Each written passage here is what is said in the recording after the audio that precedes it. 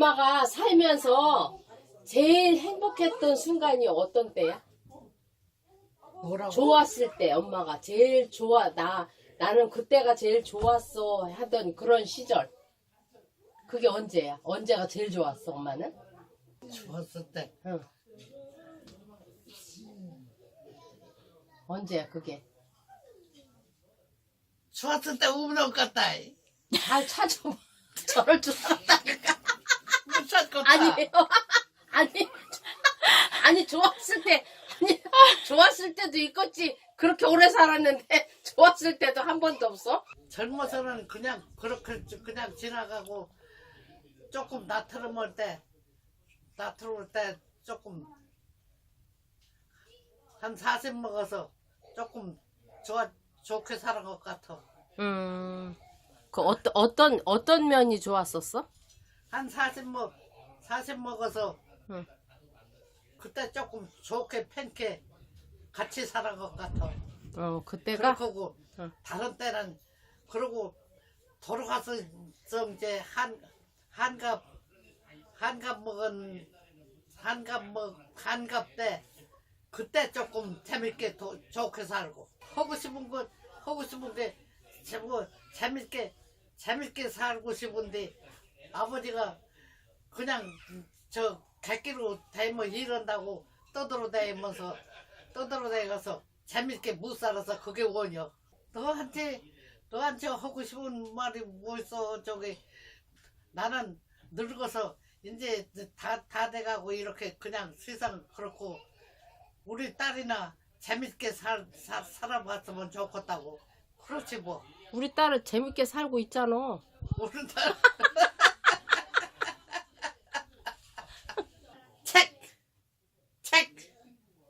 책. 오늘 소개드리는 책은 100세가 되신 김영석 교수님의 100년을 살아보니입니다.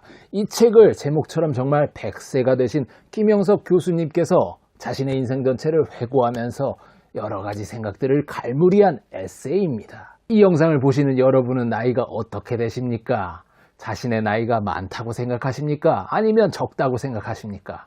혹은 나이는 숫자에 불과하며 열정이 있으니 나는 늘 청춘이야 라고 생각하십니까? 어떠한 경우든 우리는 우리의 나이를 생각할 적에 그리고 그 나이만큼 살아온 우리의 인생을 생각할 적에 여러 가지 좋았던 기억들, 부끄러웠던 순간들, 행복했고 사랑했던 추억들 다 기억나실 겁니다. 이 책의 저자이신 김영석 교수님은 100년을 살아오시면서 정말 30대 중반인 제가 감히 생각조차 해보기 힘든 여러 가지 인생의 홈런을 잘 헤쳐오며 살아오신 것을 이 책을 읽고 느낄 수가 있었습니다. 우리가 인생의 선배라고 부를 수 있을 만한 사람에게 도움을 청하거나 어떠한 상담을 요청하고 고민을 토로하는 경우가 있는데요. 대부분의 경우에서 100세가 가까운 연세가 많으신 분과 이야기를 나누기에는 사실 쉽지 않을 것이고 아주 드문 일일 것입니다.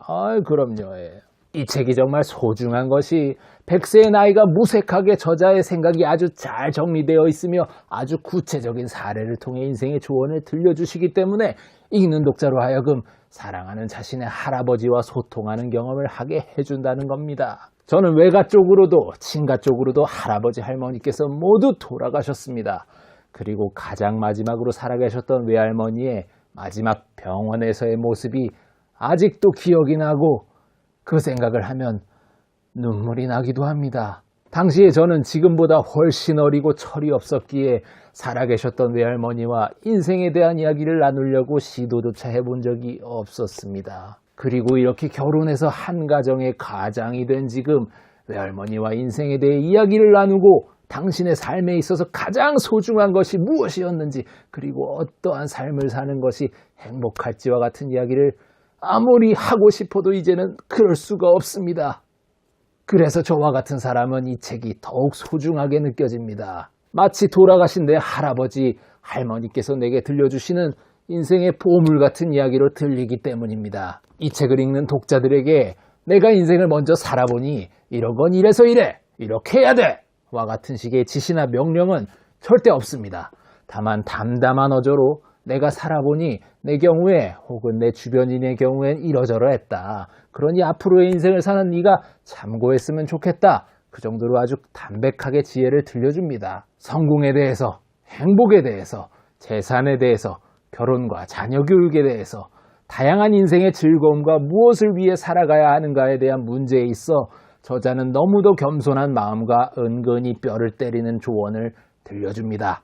이런 소중한 인생 경험의 책을 단돈 15,000원에 구매해서 읽는다는 게 죄송할 정도로 읽는 내내 감사한 마음이 들었습니다. 김영석 교수님, 감사드립니다. 이 책의 뒤편에 적힌 문장이 바로 이 책을 쓴 교수님의 마음이 잘 표현된 것 같아 읽으며 마무리하겠습니다. 인생은 늙어가는 것이 아니라 익어가는 것. 돌이켜보면 힘든 과정이었지만 사랑 있는 고생이 행복이었네. 한 줄 평 말씀드립니다.